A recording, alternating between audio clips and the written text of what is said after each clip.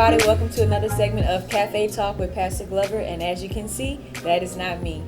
So today, our special guest we have is Tremaine Sterling and Christopher Howard. So I guess we can start off with a little introduction so you can tell everybody, let's say, what you do as a profession, who you are, and I guess what church you go to. Hey, great. My name is Tremaine Sterling, born and raised right here in Baton Rouge, Louisiana. For profession, I'm a mentor in the city. Blessed to have a nonprofit by the name of 2911 Mentorship Program. I've been serving for the last 7 years, going on 8 years, Wow. and I'm a member of Rose Hill Church under the leadership of Pastor Danny Donaldson. Nice. Okay, so that leads me to my next question. Can you explain the name of your nonprofit? Great. 2911 came from Jeremiah 29:11. For I know the plans I have for you, declares the Lord. And basically that name, McDonald's says, I'm loving it. Subway says, eat fresh. Burger King says, have it your way. Right. But our slogan of 2911, of course, comes from the scripture, Jeremiah 29:11. But our slogan that goes along with that is basically a place where potential and purpose collide. I love it. Wow. Okay, you have Yeah, I did. I figured. Thank you. Twin Ooh, you in there. So, what made you want to start your nonprofit organization? In the past, this is the first time I've vocalized this. In the past, I get that question a lot, but in the past, I would say I saw the need. What made me do 2911? I just obeyed God. I think obeying God is what made me do it. Growing up, I didn't see myself doing this. I saw myself doing anything besides mentoring kids. I needed a mentor. But I would say obeying God. And I found out it's very rewarding to obey God's voice, and it'll blow your mind if you say yes. Yeah, definitely. Wow, that was good. Wow. Receive it, nugget. Okay, next question.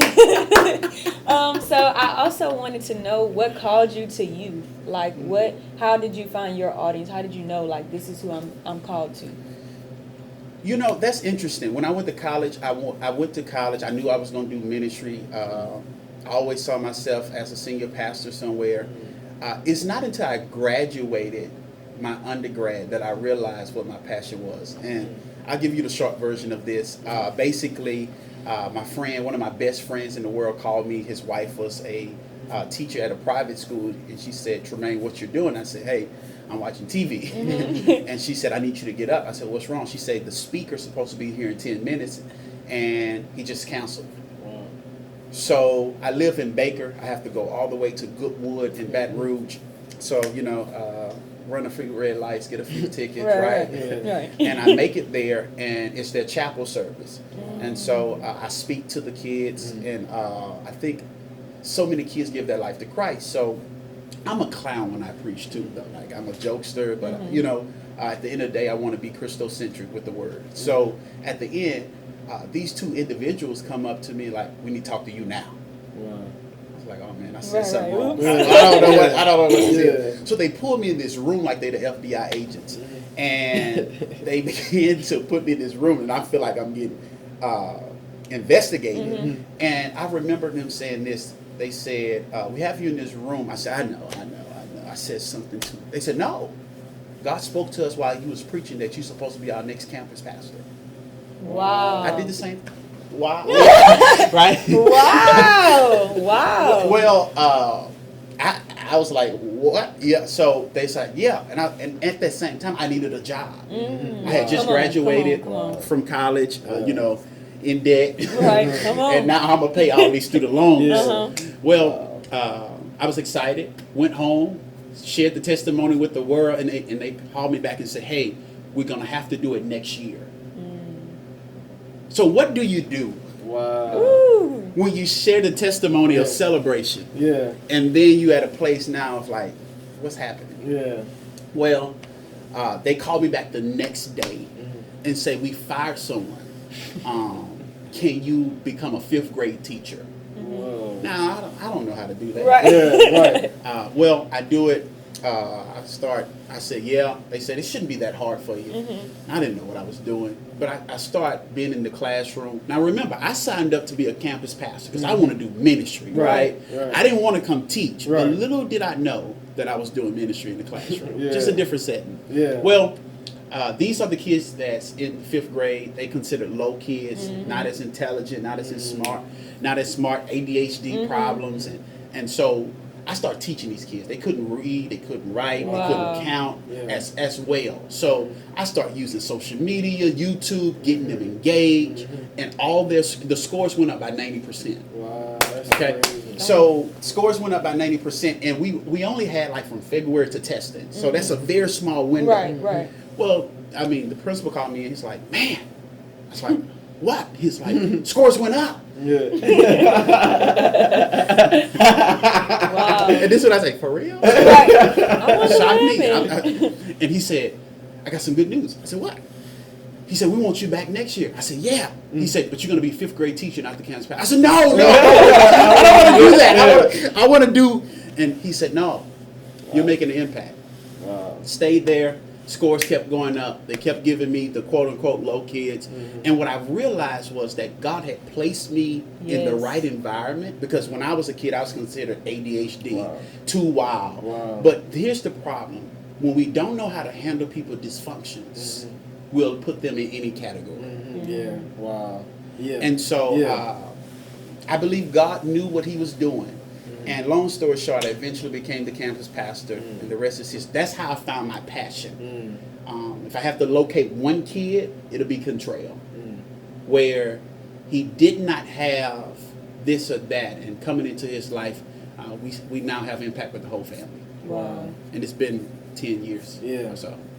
Wow. Ooh. Let me. You know you good. Yeah. Because I don't even know that what to was say. Great. That's a segment because I read your bio and I saw that one of the things that you talk about inside the 2911 is that, my bad, I'm moving around, I'm excited now, I'm turned up, is that it's not just about impacting the kids, like you said, it's impacting the entire family. Yeah. So can you kind of dig into that, and how did you come to that, and what results have you seen from impacting the entire family? That was one of the most challenging decisions I ever made as a leader, but it was one of the most greatest decisions I made. 2911 is 7 years old. We started really impacting families 24 months ago. Okay, wow. Okay, and the reason for the first 5 years we was just focused on kids, and we were producing good kids, but they were still going back to broken homes. Yep. And so I'm building kids to go back to a mom and dad. And I'm telling kids, you can be anything that you want to be. You can, and you can be what God. And at home they say you ain't gonna ever be nothing. You ain't gonna ever make it. Yeah. So they're hearing two different languages. And so what I decided to do is put something very, very aggressive on our requirements, that we are no longer a center where you drop your kids off. You now have to park the car. You have to come in, because so many parents come to us at our office and they say, fix our kid. The problem is we need to fix the house. You say your kid is leaking, but I see your roof is caving in too. So we try to address, we try to address, and so we started 2911 from 2911 mentoring organization to 2911 mentoring families. So we deal with mom, dads, grandparents, legal guardians, and of course the kids. And it is very rewarding to see now how parents are getting the necessary help. We send all of our families to counseling every month for free. Wow. It's not free bill, but Right. we do whatever it takes to invest in that kid. And I'll say this and I'm done. This is when I knew I made the right decision. Where I have one of my student leaders come to me that's 13 years old, who dad has never taken off for work, and he's been there 44 years. That she tells her dad that now you have to come. And he said, well, you got to get out the car. And she just cries and she cries and she cries. And she tells me, I said, but listen, you can't come. Tough medicine, right? Yeah. That morning, her dad pulls up. He takes off. And we went on retreat months later. And he pulls me to the side. He said, thank you for forcing me to be the father I always needed to be. Wow. Woo. Did you cry? No. That would have brought Not because I'm a tears to big my shot. eyes. We was on the beach. Yeah. That would have brought tears to my eyes, bro. Yeah. So it's worth Wow. it. And it goes back to saying yes to God. Yeah. Yeah. Wow. And it wasn't popular. I had 99% of my team saying you're making a mistake. So as a leader and a visionary of something, you have to stick what God is saying rather than what the crowd is saying. So I have a question based on what you just said about leadership, and even when your environment is pushing you to just not do it, it's such a risk. Like, what advice could you give somebody who may be watching this to keep going no matter how hard everything is against you? I would say this is remember where the vision comes from. If you're watching tonight or this morning or whatever this looks like, be encouraged from the standpoint is know where your instructions come from. Don't sway, don't compromise, don't negotiate. And I think about, we have this conference called Day of Hope, where we started off with a group of 30 kids in a room to now serving over 2,000 in our city, right? And we've only been doing this for about 8 semesters. That's it. And this semester, I realized that COVID has taken over the world for us to get relaxed, comfortable, chill. And I'm like, yeah, this is God. I don't need to do that. Lord, this is God. And I got several inboxes from kids saying, when are you coming back to our school? Wow. And I ignored all of them. I'm like, look, kid, you'll get it Right, one right, day. But this is what caused my light bulb to come back on. When a kid inboxed me on Instagram and they said, I want to cut myself tonight. Wow. When are you coming back? Wow. Now, these are different kids individually, right? So the next day I call my team together and say, listen, I know COVID is happening, but we need to get back into these schools and do Day of Hope. Well, they can't come to Day of Hope. No field trips. You're right. But God said we can bring Day of Hope to them. So we literally just got off a tour, going school by school in a safe CDC environment. Right. And not allow a pandemic to provide an excuse while we can't bring more souls into the kingdom. Ooh, I felt that. Yeah. No excuses, man. Wow. You know, so as leaders, you have to be very attentive to what God is saying, but also aggressive to the naysayers that say, let's just stay comfortable in this season. God did not call us as leaders to be comfortable. He called us to be obedient. I love this energy. If y'all could Yeah. just feel this Yeah, energy for right real. now. I it got is so goosebumps. inspiring. You can't even see. Wow. They play out. Wow. And I would say this because you have kind of spoken to me, and because I work with youth in a nonprofit, and a barrier that we've been running into is the parents. Like, it's not even the kids. Honestly, they're always wanting and longing to want to know, want to grow, want to be open and transparent. But it's like they don't have the encouragement or the faith or the hope or the belief that they can even accomplish these things. And it's like, okay, well, why do you feel like this? But it's like the environment. And then I don't want to say, oh, it's the parents, but it's the environment. It could be school, like, I don't know, like, just what you said to me is just very inspiring. I really it's very similar. I would say this, Jordan. When I knew that God wanted me to deal with parents, I knew that I needed assistance with something or someone that had the expertise to carry out the vision that He put in my head. I knew I could not carry the weight of kids and parents on my own. Yeah. So what did I do? I partnered with a licensed therapist and counseling agency to be able to handle the parents while I still deal with the kids. Wow. So in your work, Genius. understand that you understand it takes a village to help a kid. Oh, yeah. Oh man, it's gonna take the world to help the family. Right. So utilize true. those resources and get those connections to help, because there's somebody doing already what's in your head. Right. And you just got to ask God to help you locate who they are. Might be you. Yeah. Bingo. Ha. right. Okay. sitting here So like- also, can you tell us about your books? Because I did see when we read your bio, you actually have written 2 books. Yeah, I wrote 2 books. Only one been released due to COVID. But Okay. the first book is Life is a Trip. I take the reader on a journey, like they're going on a trip, whether like they're driving in the car. So basically, I talk about different signs on the road, but I match it as a metaphor of my life. For example, Wow. just talking about who I am and where I was raised, and how you can see on the road no U-turns, and how you feel like you're such a failure based on what you did or what they said and all of that. And I had to understand that just because I see that sign on that road don't mean that sign has to apply to my life. Right? And then I just talk about the stop signs. Sometimes you got to stop, gather, calm yourself down, and seek guidance, support, mentorship, be connected to God, a church, a pastor, all of that. And then sometimes there's the green light. Go after your goals. Go after your dreams. Sometimes you see the yellow sign, right? Yield, slow down. Slow down. You're going too fast, right? Pace yourself as a young individual that's going to be a leader, right? But don't pace yourself to the place that you become a snail on your journey, right? There has to be that balance.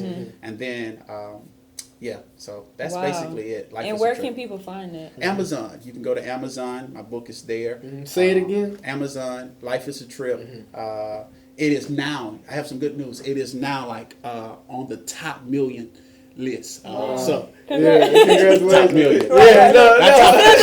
It's still there. Look, that's progress. Right. Oh, that's progress. That's start. So that's that. And then number 2, I have a book coming out called Take Flight. Written, produced, ready to be printed, but God didn't say printed yet.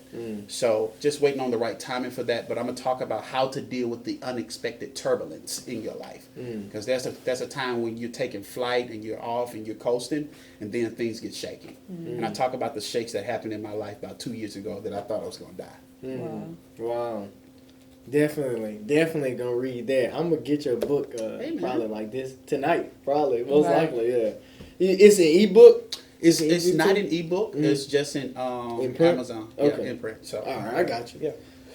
Go get that. Go get This that. is not a sales thing, but go get that.